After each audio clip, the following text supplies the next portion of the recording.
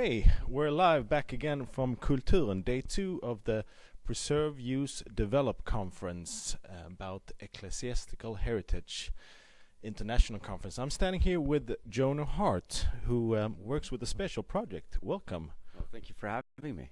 How's Lund been? London's it's a wonderful city. We've rented bicycles and ridden all over the city and taken it in. And more importantly, this weekend or this week, it's been a center of gravity for a whole bunch of people wrapping their minds around how to reimagine heritage in these wonderful spaces we have. Mm. And you run a special project called Church Keys. Can you explain something to the viewers about this project and what's it about? Absolutely. So one of the best ways to talk about Church Keys is just how it started. It was very simple. We needed to throw a concert. And Dave Stewart, who many of you may remember from the band The Eurythmics, who I work with, suggested a church.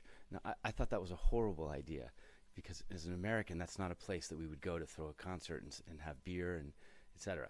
So we did. We threw a church in northern England, and it was a wonderful night for everybody. And it brought the community together in a way I'd never seen the community come together, people of all ages.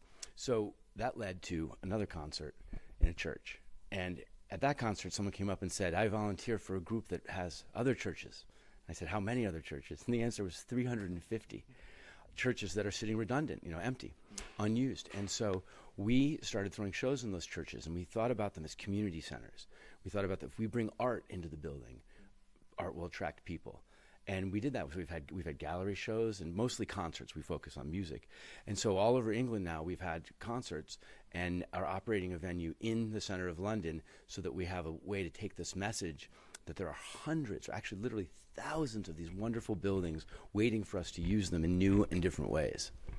So the idea is basically about filling redundant churches with cultural activities such as music and arts. Absolutely, and not just redundant churches, but churches, parish churches that may have an active community, but that community is only using it a few days a week. So, and certainly during the evenings, most of these churches are sitting empty. They're great for meetings for, scout groups and different types of organizations, but also we love bringing in strings and taking contemporary artists and having strings back contemporary artists and bringing in classical pianists. And we know that if we bring new audiences into these buildings, they come with new ideas, and that's what this community needs right now. Heritage needs new ideas and new people to engage with the spaces. Yeah. Do you have any limitations? What you feel? Because you started out saying, as an American, this would seem unconceivable to do things like this in church. Yeah. What wouldn't be okay to do in a church in forms of arts and music? What do you think? Well, a lot of churches are very specific about the types of music that can be played. Only religious music. That takes the Catholic Church out as an option for us to play churches. Other churches have very strict rules about alcohol and the sale of alcohol on the premises. Those take those out. And others are really there to serve their congregation. So in America, I hit a lot of roadblocks.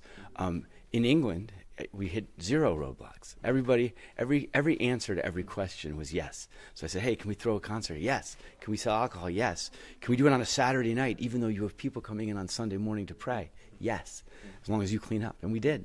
And so what we've done is we've built a wonderful relationship between the community and the church. And so that means working directly with the vicar, if there's an active parish, working with the church administrator.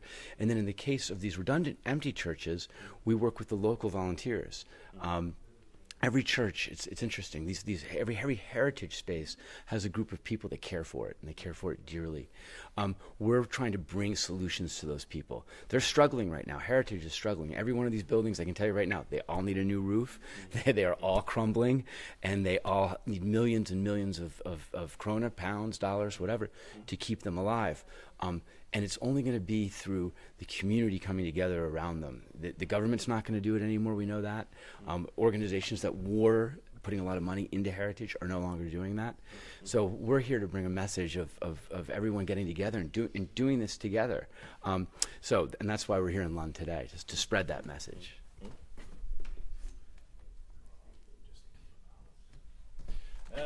Yesterday we went at Udaslav's church. Yes. Can you tell me something about the show there? Yeah, well, the show there was one of those things that wasn't necessarily meant to happen. It was just supposed to be a dinner in a church in the middle of a field. And the more we thought about it, we thought this was a perfect example to not tell people what we do, but to show people what we do. So through Henrik Lindblad, who put the whole conference together, I kept emailing him a question. Can you provide a photographer? And he gave me the name. And one of the questions was, do you know a cellist?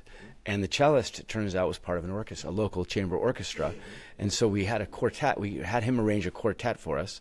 I had brought an artist from America here to perform in the church who can write and arrange his own strings. So he was on his computer writing the strings parts on the airplane as we flew here. We got together, met in the church with the quartet, never having not known each other, and came together. And within 5 minutes, because of the way these amazing strings players can work together with artists, it was as if they'd been rehearsing for years together. So we brought that into the church and put on a performance with the strings and an acoustic guitar. And the way the church was lit up was just created a magical environment. In a medieval church that dates back to the 1200s. What's up next? So next we head back to we head to Denmark next, where we're going to meet up with the artistic community on the roof of a museum in Aarhus, in the middle of a digital rainbow. Makes sense to me.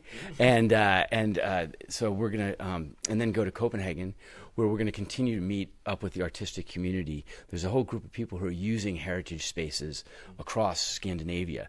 And so we came here to meet the infrastructure of the European heritage community. We're going to Copenhagen to meet a lot of the artists that are using heritage spaces. And this is our first of many, many trips. We're so excited to be here and are going to keep coming back. And with the idea that we build a circuit. We've built one in England, so you can tour these churches, and then you'd be able to come over and you have to go to the Netherlands, Denmark, Sweden, Norway, Finland, etc.